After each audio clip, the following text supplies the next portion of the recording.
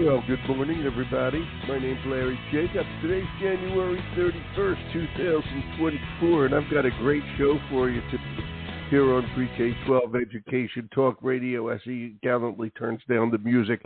I've got author Benjamin Herold here, and Ben just wrote a book called Disillusioned, which was, I'm proud to say, briefly noted in this week's New Yorker magazine as one of the books you should read, and I'll read you that in just a few seconds. Ben wrote this amazing book about education and sociology in America's suburbs. It's called Disillusioned, 5 Families and the Unraveling of America's Suburbs. And Ben is an education reporter. He's been with NPR and the PBS station in Philadelphia, Education Week, et cetera, and knows his stuff. And I have a feeling he started to write a book about education. We're going to ask him. Before you knew it, it became even a more sociological book where he dissects the life of 5 families as they go through living in the suburbs and the intricacies of the school district and the infrastructure of the school of the suburb and how everything came together. So I'm going to let Ben tell it better than I will. Just want to introduce everything that we do here. We have a home website at ace-ed.org. That's our consortium on equity and education. I hope you go over there. Everything's free over there, including our awards program, the Equity Awards, all the podcasts we do, the magazine, which is Equity and Access Pre-K-12, our online journal. And again, everything is free. So I hope you take a few minutes and check it all out. Now we're going to talk to an author who wrote an eye-opening book about what's going on, something we all kind of know, but he's got it nailed. That's Ben Herold. Hi, Ben. It's Larry here. Good morning to Philadelphia, my hometown. Good morning. Thanks so much for having me. Oh, Ben, it's my pleasure to have you here. And congratulations on the New Yorker mention. I think that's fabulous. Yeah, it's been a great week. Yeah, that's a great week indeed. When you get all the books that are published, and to get one of 4 books mentioned and briefly noted in the New Yorker is a big deal. Ben, why don't you? I can do it. I read the book. It's fabulous. It's eye-opening, if I do say so myself. You brought to light a lot of things I was thinking. Okay, and there is a disillusionment out there with America's suburbs. I taught in Philadelphia's suburbs for a long time, and they've changed as well. Okay, the inner suburbs. So, Ben, let's get started. Tell a little bit about yourself. You have a master's in urban education, but this carries urban into suburban. Okay, let's start there. Okay, how'd you get the idea? Yeah, so it actually started with my hometown. So I grew up in an inner ring suburb of Pittsburgh called Penn Hills. And I'm white, my family's white. What state is Pittsburgh in? I understand it's somewhere near Philadelphia. Would I be correct? It's on the other side of the country from Philadelphia. Never heard of it. I don't know where that could. All right, keep going, please. I'm sorry, I had to do it. Yeah, no problem. So, I grew up there in the 70s and 80s and 90s, and it was a community that worked really well for my family and for me and for families like us, middle-class, livable white families. And so I graduated high school there in 1994, and I left, and I really didn't look back. And it wasn't until about 20 years later I started seeing all of these headlines coming out of Penn Hills, and they were centered around the school district. You had this 4,000-student district that had somehow run up this massive $172 million debt. And that, the ripple effects of that were really flowing through the town. They were, laying off teachers and slashing programs and raising taxes. Home values were starting to stagnate. So you could see all of these problems. And, as you mentioned, my background as an education reporter. I covered the school district of Philadelphia for many years. So I was used to seeing kind of school systems in crisis, but I wasn't used to seeing that in the suburbs. And so I got really, interested in what was happening in my hometown and why it was happening and how it was connected to the experience that my family had there. But I also wanted to know if this was something that was happening in other communities around the country. And when I started traveling and talking to families living in 5 different suburbs in different parts of the U.S., what I learned was that there was this very common cycle that was really kind of pulling the rug out from families all over the country.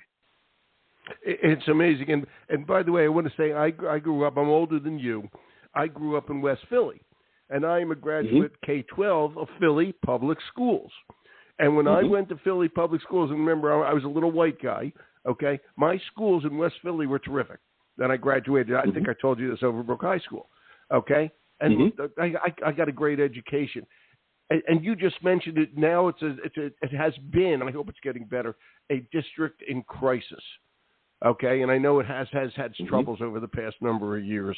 Okay, I hope it's getting better on that side. Okay, and I know a lot of people who live in South Philly, which is Yuppieville now. All right, and when I was there, are you in South Philly? Are you in South Philly? I live in Germantown. Good. I lived in Cheltenham. Okay, and close enough to Germantown. My days ride from Philly in colonial days. Okay. But in South Philly, there's a lot of young families moving in, and then when their kids get to be school age, they move out. And I don't know where they're going. That's what we're going to be talking about today, which kills the school district. It kills the school district. Okay? And, to me, okay, what you said, that we see this disintegration used to be the dream to go to suburban schools. Okay? But what we learned from your book is that it's not easy. And I know you started this in Penn Hills. And the story of the family in Penn Hills, one of the 5 families that's outside of Pittsburgh, would have made a great book. That would have made a great book right there. Okay? That still could have been called Disillusioned.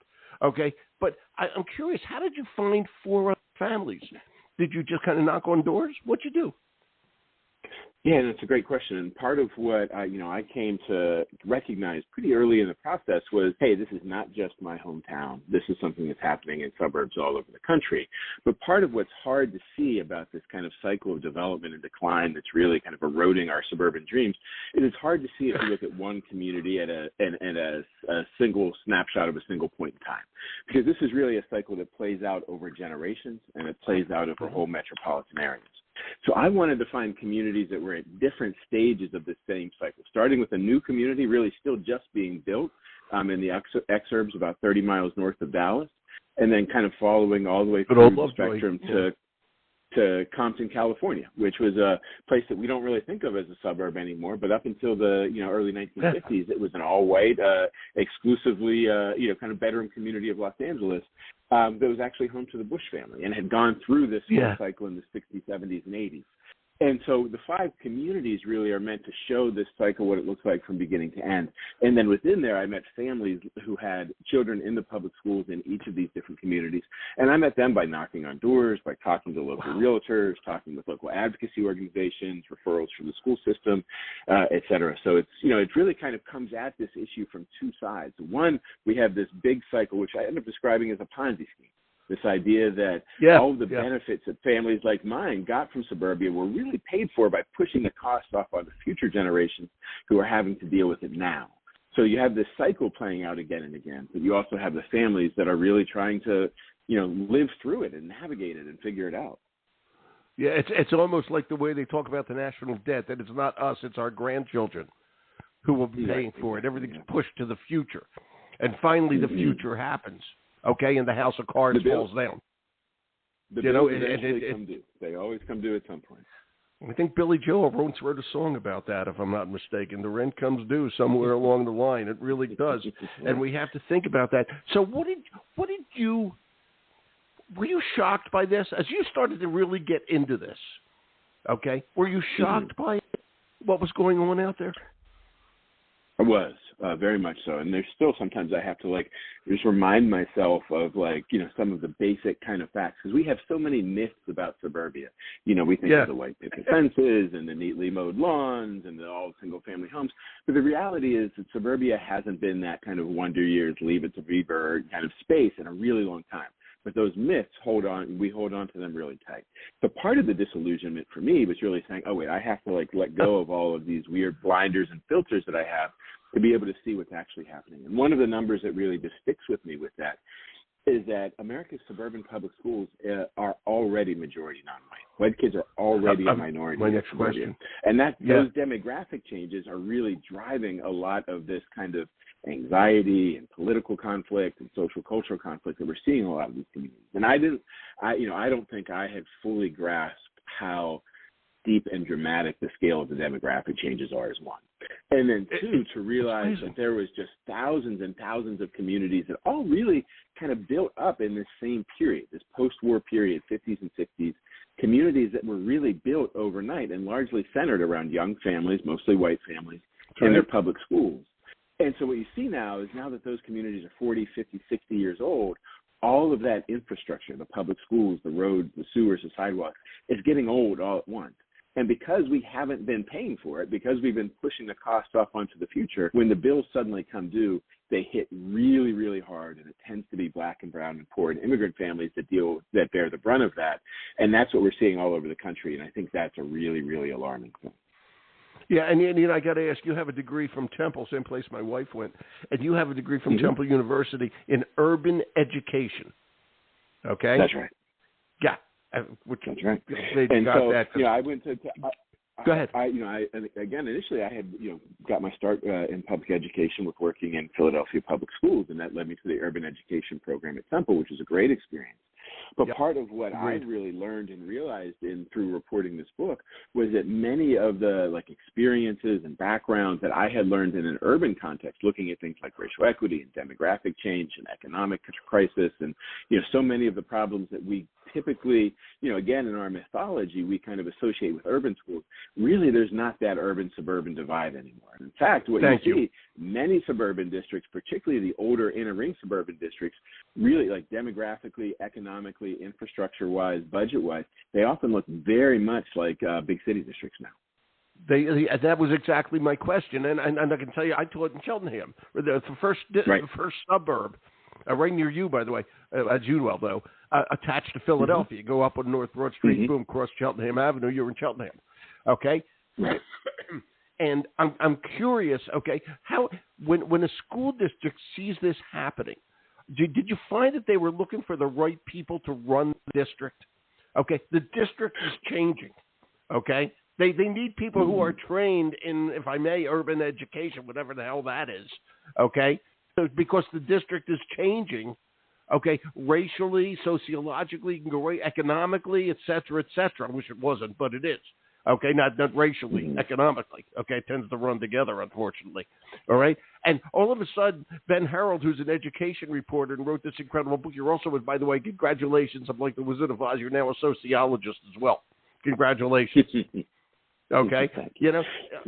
Are the suburban educator, let me make this point, has to read the book Disillusioned. Okay, because the suburban educator really has to not just know it from the inside, but know it from the outside. They're not alone. This is happening everywhere. Okay, the suburban administrator has to know it because things are changing. We can't let this happen. Right. We cannot let this happen.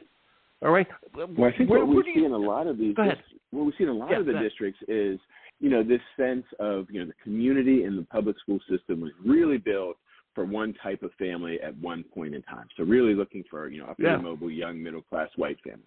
And the school system kind of gets built in the image of those families, meeting their interests and values and needs. And so it's kind of, relatively easy to run a school system when you only have one kind of family that you're trying to serve. And so part of what becomes an issue is when a community gets older, people fight to get in there because they want to get the same benefits that those early generations of white families got.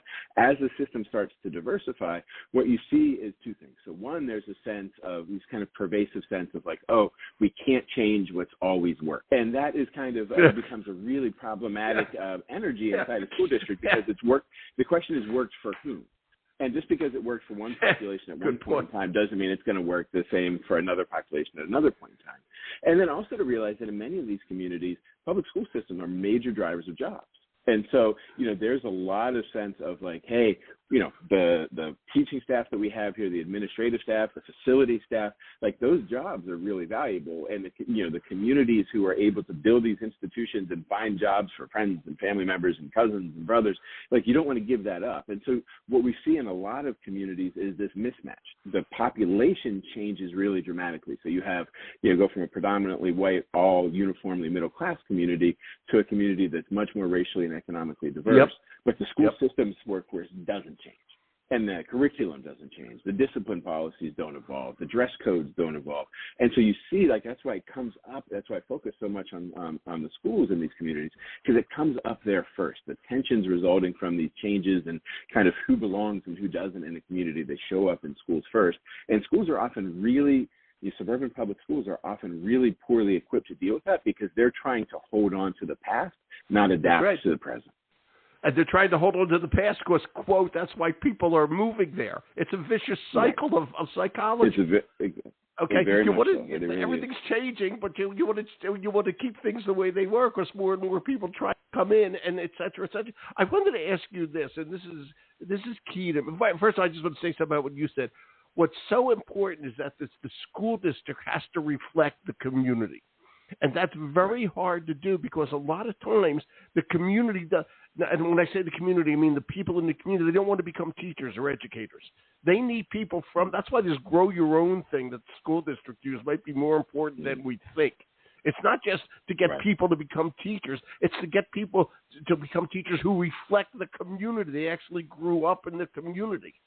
Okay, and what you'll hear from in many of the suburban districts, you'll hear, a really consistent complaint from families of color in particular is a sense of the adults in the system, they don't tend to my child as if he or she is their own. There's this sense of like, you don't fully belong. We're kind of constantly policing you and watching you. We're not looking out for your best interest. Or there's this kind of mismatch. And that can, it has ripple effects from academically to behaviorally, culturally, attendance-wise. All of these things kind of play out. And a lot of it does stem from this, this kind of mismatch that you see between the system and the families that it's serving and the reluctance to adapt. Can we save it, Ben? I think we can. We see like some really interesting examples of it. But I think there's two things that we really need. One, there's always, a question of money and resources. And then two, there's this, we have to really let go of our own kind of illusions and myths about who suburban schools are for and how they should work. And so in the book, one of the communities that I follow is Compton, California. Yep. And it becomes this really straight out of Compton. So again, we don't think of Compton as a suburb because of NWA and the movies and popular culture and music that's come up since the 80s. But what we see there now is you have, it's still a bedroom community. It's still 15 miles south of downtown LA. It's still small, 900 square foot bungalows all over the kind of lining the streets all over town. Yep. But what you see now is that the school district is 80% Hispanic, 16% Black, overwhelmingly low income, and a lot of English learners. And so those are the kids and families that historically suburbs have tried to exclude.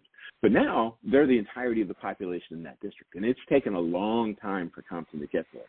But what you see now is you have a leadership of a school system that's saying we need to extend that same generous social contract. Lots of resources, lots of opportunities, and then also lots of grace and kindness and kind of that nurturing attention to the kids in this community because they're the ones who are going to make America's future.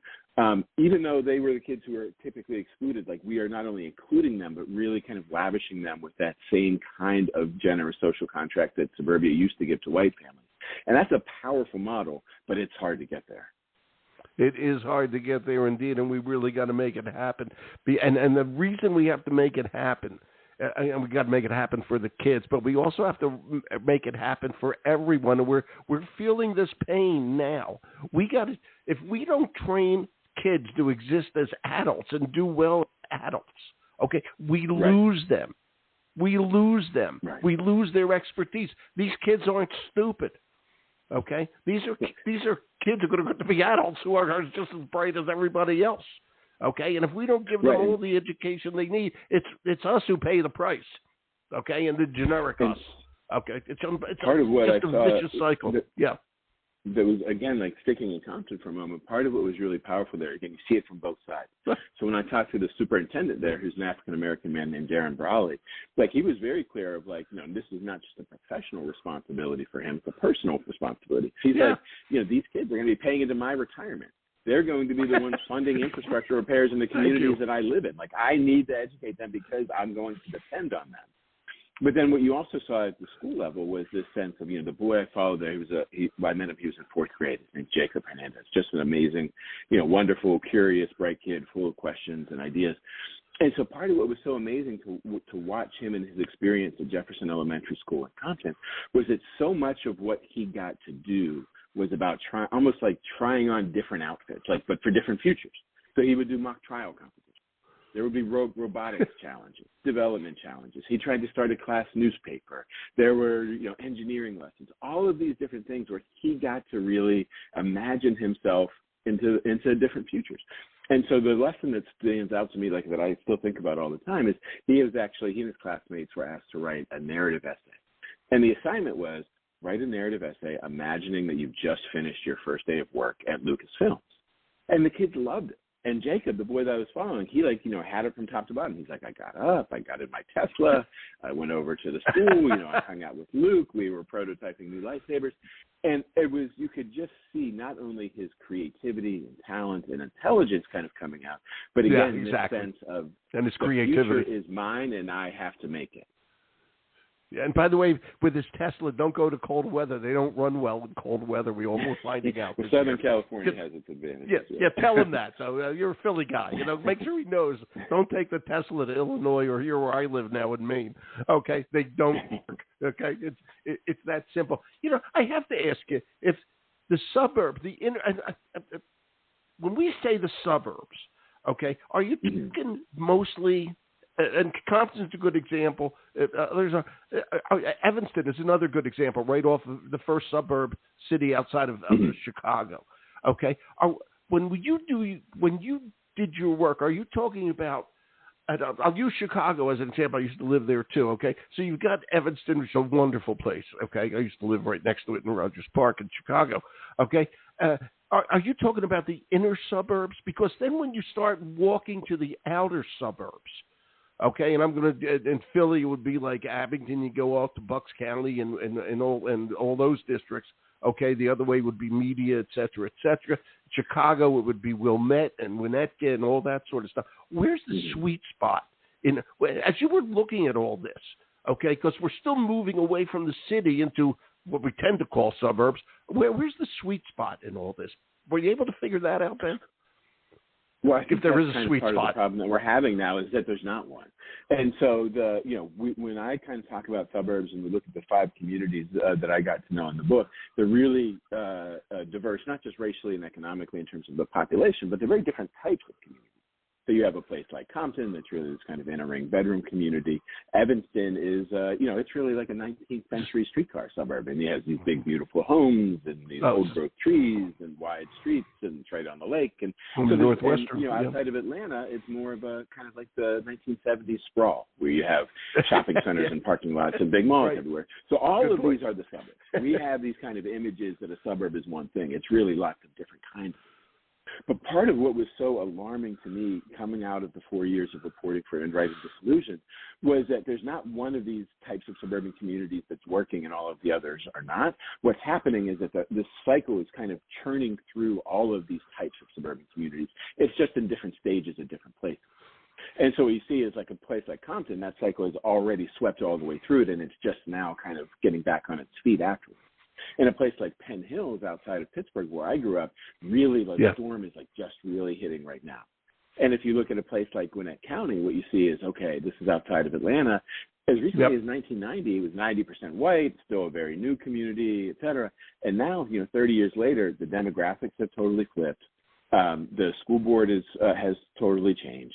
There's a lot of change happening within the school system, but what we are also seeing at the same time is like that original life cycle of the community is starting to run out. And so you have a population that's suddenly getting old, it's suddenly getting very diverse, there's transit needs, there's medical needs, there's language service needs, all of these needs that this community has that it's not really designed to meet. So just as the demographics change in the community and control of the school system kind of switches hands, you also have this kind of like time bomb of expenses that kind of hits right at the same time. And it's amazing. And I want to ask you this. I don't know if you know the answer to this, but you do know education well. Okay. Where does where does higher education fit in terms of training people, okay, to understand what's going on? Is there, and I don't know whether you know this, but is there a good mix of sociology, all right, as well as education as you're training new administrators? Because, like you said, this ain't your daddy's Oldsmobile anymore, okay, to show my age. It's a commercial from the 1970s, okay? It ain't your daddy. Do they still make Oldsmobiles? I'm not even sure. Okay, I don't think they do, okay? But the point is that things are changing, all right? And is teacher, I don't think it is, but it's teacher training, is administrative training, is superintendent training changing enough to meet the needs of what's going on out there? Maybe they look outside of education for the next innovative leaders. I don't. What's your thoughts on that? Well, I think that's one of the big fights that we're seeing, not just in education, but in suburbia writ large. And it's this sense of, who are these communities for and whose values and interests and priorities should they reflect? And I think what you see in many cases, particularly at colleges of education, is this real focus on racial equity, on teaching history more fully and accurately, on, kind of being, making racial equity kind of the center of what being prepared to be an educator or administrator is all about. And in many suburban communities, particularly those that are on the front edge of this cycle where these demographic and economic changes are just starting to happen, you see a really, really strong resistance to that. And that's part of why we see, these fights kind of blowing up at suburban school board meetings all over the country about curriculum, about DEI initiatives, about discipline, about book bans, all of this. There's this kind of deep-rooted sense of these communities that have historically meant one thing to us. There's a place where we kind of put our dreams and we kind of put up walls around them and, we kind of get as much as we can for ourselves out of them. Like we're losing that ability. We're losing that. That's going away. And there's a lot of anxiety and anger and frustration around that. And, but part of what we need to remember is that part of the reason for that is because those communities and those school systems were never really intended, and certainly not in actuality, to deliver those same benefits for everybody. And now that we have the demographics changing, we have, many of the formal barriers to entry to suburbia have come down, families of color have gotten in there, and what they want are, good schools, safe streets, a pathway to the same thing. Well, but also for my kid to be recognized and valued, and his or her culture to be appreciated and respected as well. And that's the part where it's like, okay, the friction really comes in. Yeah, it's hard. It's hard. It's hard to do for everybody. So, Ben, as we wind down here, let me ask you your thoughts for the future. Okay, the book is by the way, the book I got to tell you is a great read.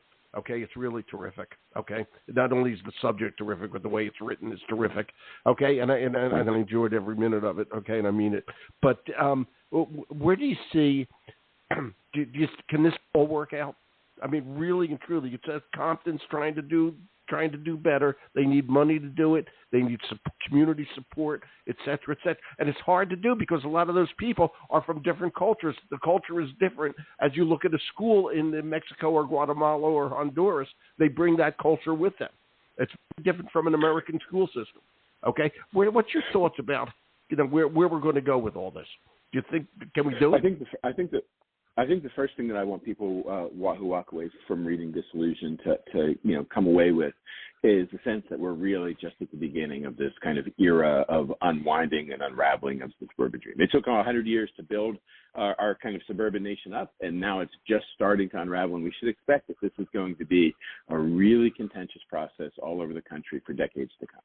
And so part of what that means is we need to be able to have new ways of recognizing the reality of suburbia, to be able to, like when we drive around our communities, our neighborhoods, to say, oh, wait, I understand why this community, we see all the vacant stores, see all the, kind of financial problems starting to pop up here, but not in the next community wandering out. Like you should have a better sense of what suburbia is all about and what's actually happening in the suburbs, so that we can kind of, engage in this, what's going to be a decades-long process, kind of honestly and sincerely.